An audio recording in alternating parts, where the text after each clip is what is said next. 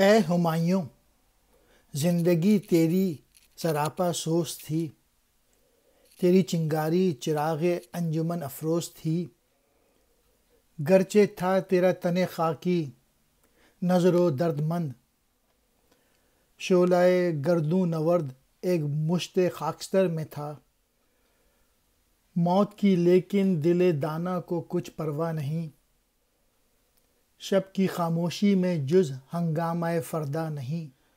ہمایوں اقبال کے دوست تھے اور جن کی وفات 1918 میں ہوئی۔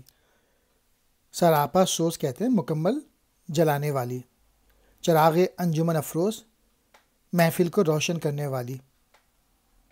اقبال اس شعر میں ہمایوں کی تعریف کرتے ہوئے کہتے ہیں کہ تیری جو زندگی تھی وہ تو ایک چنگاری کی طرح تھی، اور لیکن اس نے ہر طرف روشنی کی ہوئی تھی، یعنی تیری شخصیت ایسی تھی کہ تو جہاں چلا جاتا تھا روشنی ہو جاتی تھی، اور تو نے پوری اپنی زندگی محنت میں گزاری۔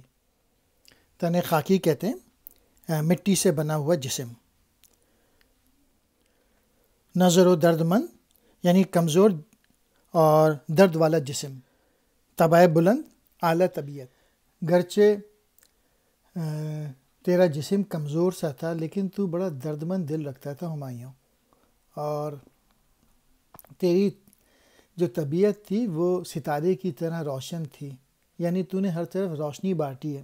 انسان کو ایسی زندگی گزارنی چاہیے کہ جہاں وہ جائے روشنی کر دے اپنی ذات سے۔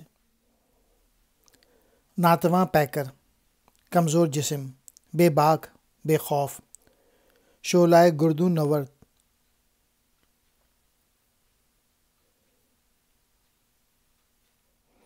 آسمان پر پھرنے والا شعلہ، مشت خاکستر، مٹھی بھر خاک۔ مزید اقبال کہتے ہیں کہ تیرا جو دل تھا نا وہ بڑا بہادر سا تھا، گو کہ تیرا جسم بہت کمزور تھا، اور تیرا جو تو شعلے کی طرح تھا کہ آسمان پہ جب شعلہ جاتا ہے گو کہ تو خاک کا تھا لیکن اس کے باوجود تو نے روشنی کی ہوئی تھی۔ میسج یہی ہے کہ بہادری کے ساتھ زندگی گزارنی چاہیے چاہے کتنا ہی کمزور جسم ہو۔ جوز کہتے ہیں سوا، ہنگامہ فردا آنے والے کل کی رونق۔